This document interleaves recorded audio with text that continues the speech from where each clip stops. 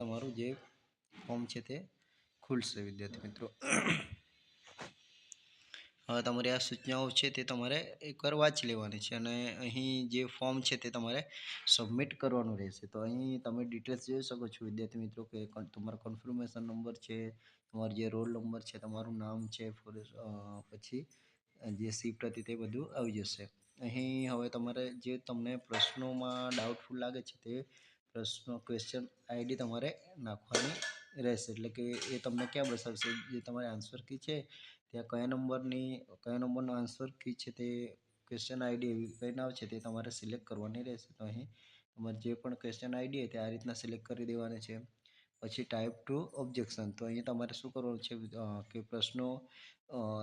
પ્રશ્નોમાં કંઈ ભૂલ છે તો તે ચેક કરવાનું છે, કાં તો અભ્યાસક્રમનો બહારનો પ્રશ્ન હોય તો તે કોઈ જે પણ હોય તે તમારે એક સિલેક્ટ કરી દેવાનું છે.